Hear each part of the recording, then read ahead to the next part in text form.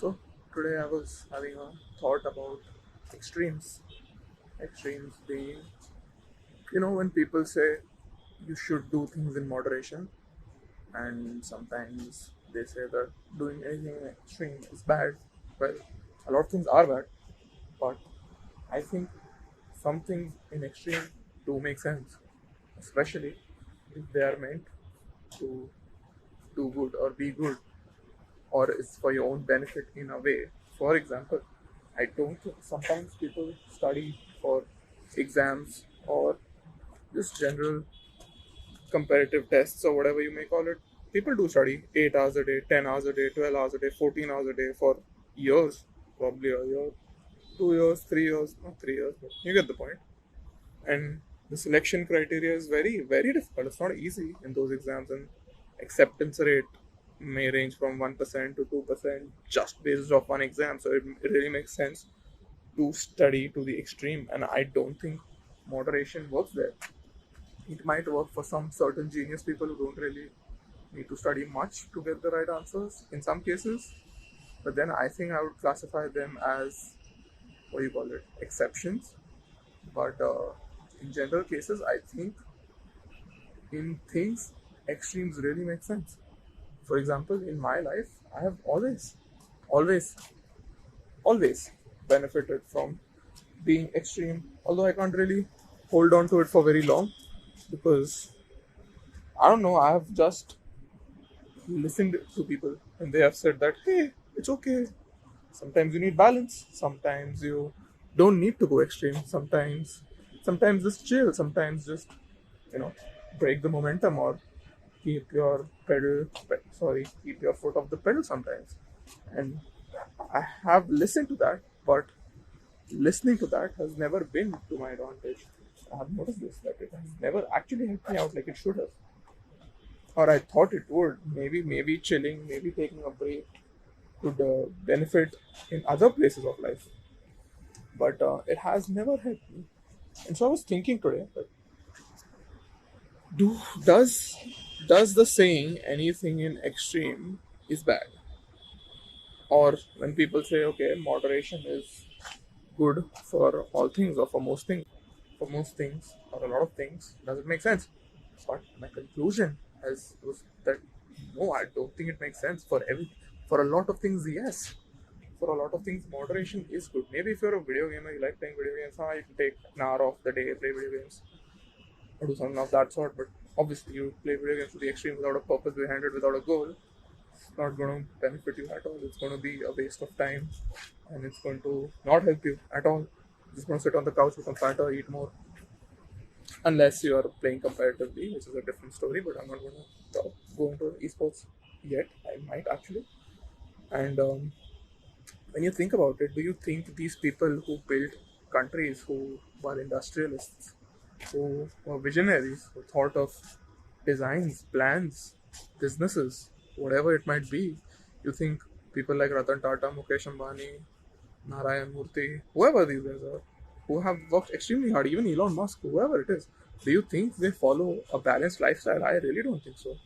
Do you think Shohei Otani has a balanced lifestyle? I doubt. I think he lives, breathes baseball in every sense of the word, which is what made the difference to him. But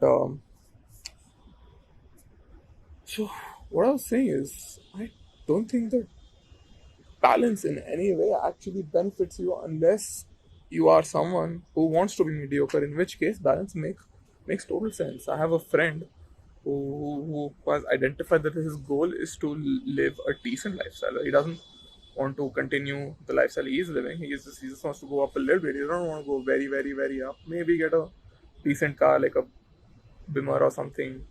Maybe get a Merc, something like that. Get a house, and that's pretty much it. Sure, you don't need to be extreme for that. I don't think so. You can pretty much get a degree, get a job, live like that, and get decent results without being extreme. But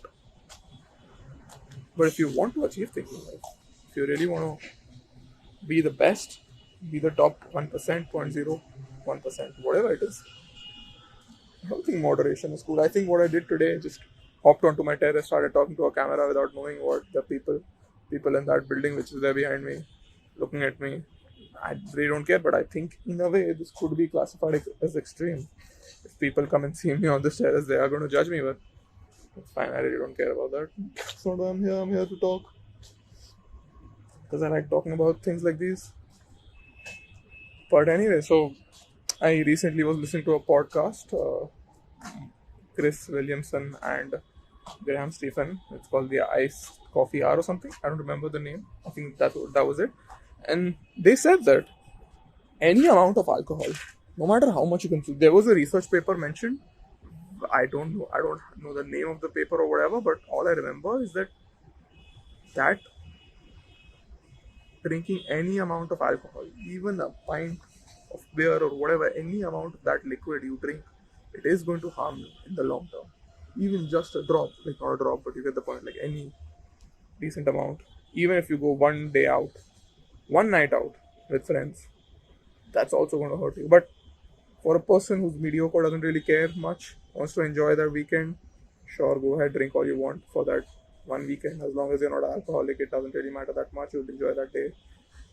Get a hangover next day and get over it in a day or two and just get along with your life. But if you're someone extreme who wants to achieve, be the best at something, if you're Usain Bolt, if you're Shohei Ohtani, if you're Virat Kohli, that one night out with friends with that one beer, it might actually just affect you. Think about it. What is the difference between someone who comes first and second? In most cases, I heard Hamza saying this, that everyone knows who Usain Bolt is. Everyone knows he came first. The guy behind him was probably a feet behind him. Nobody knows what's his name. Nobody knows anything about him. Because he came second. He came second by a feet. He's literally the second fastest runner in the world when it comes to 100 meters, and no one knows. I mean, a lot of people know, but do you know? Do I know? No. Couldn't give a fuck. Couldn't give less of a fuck, in fact. Point is that dude probably just, what if he was a little more disciplined, little more extreme? Now, obviously, there is a counter to this. They say that, okay, what if it's the genetics, or what if Bolt was just born to win, or just had better, biologically available things to him, which makes sense. But still, what if the other dude was a little more disciplined? What if he didn't take his foot off the pedal for that one day that he did? What if he didn't drink that tea or that biscuit or whatever had that?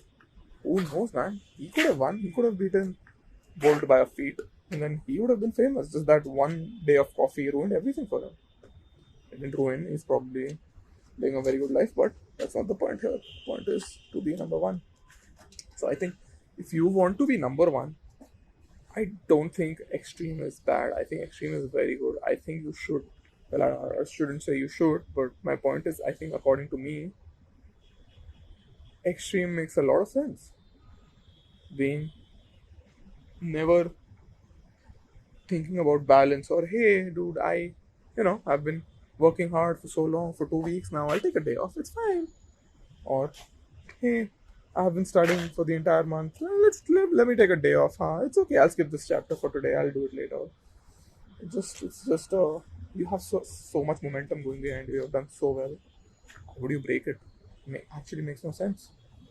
Even in fitness, you would say that people advising you to not lift very heavy to avoid injury and not go extreme. But at the end of the day, when you see results, it's the people who have been there to the extreme. It's the people who have come there every day, Monday to Friday, Monday to Saturday.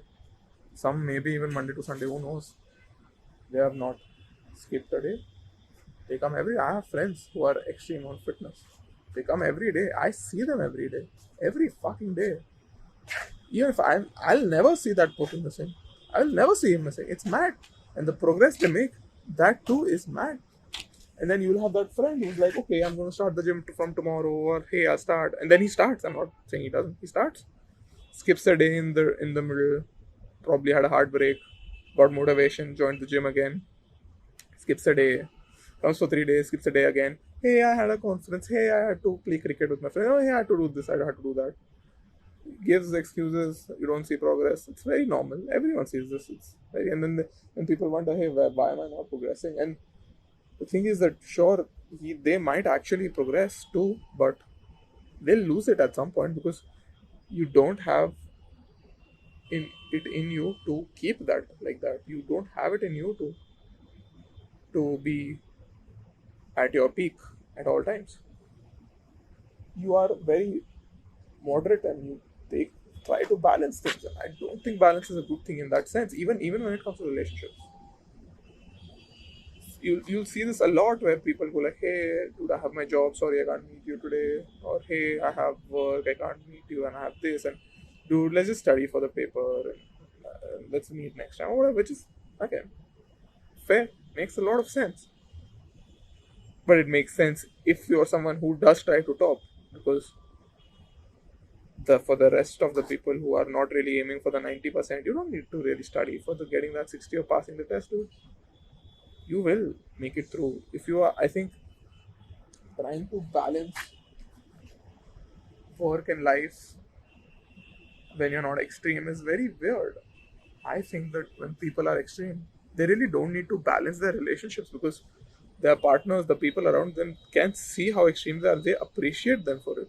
And if you're actually extreme in that sense, no one's going to actually come in your way and ask you to take your foot off the pedal. Maybe they do, maybe they don't. I don't know. But if you're the person who's going to reject them from time to time and be like, hey, okay, no, I have to study or I have to work or I have this presentation coming up or whatever, they won't. But a lot of people who are not extreme, when you use these excuses to avoid relationships, try to avoid these things, it doesn't feel, it feels off because dude, you're not good, you're not even aiming to be the top. Why are you studying so hard? Work on your relationships. That'll have a much better impact to your life. You giving your time to relationships will actually have a way more positive impact than just getting that those 5 marks extra or getting that 1% of raise or whatever. It's not going to have much of an impact. You're not a career person. You're not a person who wants to. I shouldn't say can or cannot. I should say wants to or doesn't want to. And I don't mean that you consciously want to or not. I mean, do you, from your bottom of your heart, do you really want to be that person who is the best at what they do? Because if you're not, it's very obvious. And then better work on your relationships because those relationships will help you out. Loneliness is a very big problem these days. Fix it. Don't let go. And yeah, that's what I thought about today. I'll continue the loneliness thing tomorrow. As you can see, it's a very nice view out here.